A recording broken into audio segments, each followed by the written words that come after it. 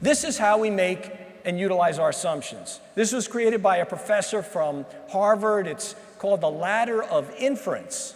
And this is actually some cumulative thinking among many industrial psychologists and behaviorists that study how organizations operate. And basically, they see the way you make a decision as a ladder. You take the first step, you collect data. Then you select the data. The next step is you go to your assumptions. From your assumptions, you make your inference. From your inference, you kind of get to your beliefs. From your beliefs, you take actions. It's a very logical ladder. Bum, bum, bum. But the problem is, this was created back, I think, in the 60s, early 60s. The problem is that the world has changed. What's happening is, we are no longer just walking up the ladder. We are running up the ladder. And what's happening is we are not taking the time to collect data. We are not taking time to analyze the data. What we're doing is we're just jumping to our assumptions, and those data that fit the assumptions, well, that's what we listen to. And so what's happening is we're becoming very dependent on these assumptions, on these ways of making decisions, and this has very dangerous consequences. We use our emotions that drive our assumptions. If you think about, you have a very hard day at work, and then you go exercise, and all of a sudden the world after you exercise feels differently. The world hasn't changed, but inside your emotions have. Your experience dictates it. The recent storm, the tragedy, the Sandy hurricane in New York City. I can tell you that many New Yorkers like myself, who I live in Lower Manhattan, had to evacuate for 4 days, and luckily my family is fine. We had no power, no cell, no communication with the outside world, even though 30 blocks away, life was normal. Very, very strange. Very, very strange. But what's interesting is that many people in New York, because there was Hurricane Irene a year, 2 years before that. The hurricane was supposed to be this terrible hurricane, and nothing really happened.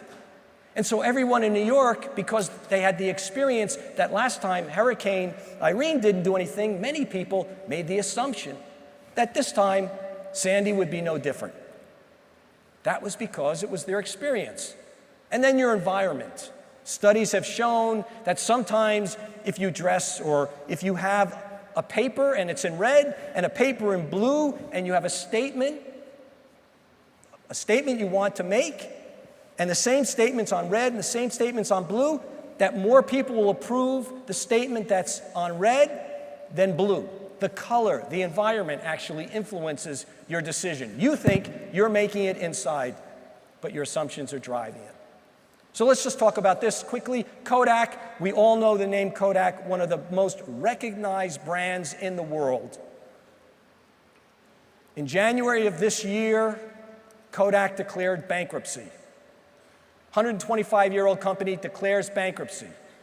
A few years before that, the stock was almost at 100. Today, it's at nothing. One of the most brilliant brands in the world. What happened? Well, many people say they couldn't adapt to the digital world.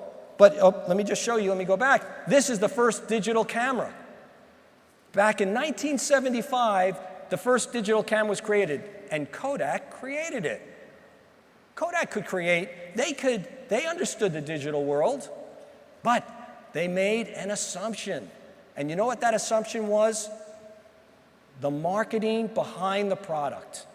The marketing behind the product, the thing that grew, the DNA of the organization, was around the moment, creating the Kodak moment. It was all about preserving the memory. And that's what their revenue was generated on. That's what their history was based on. And as much as they kept trying to adapt to the digital age, they kept trying to adapt in terms of preserving the memory. It's no longer relevant.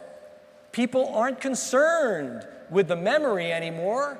What they are concerned with is the moment. Not the moment. They are concerned with sharing.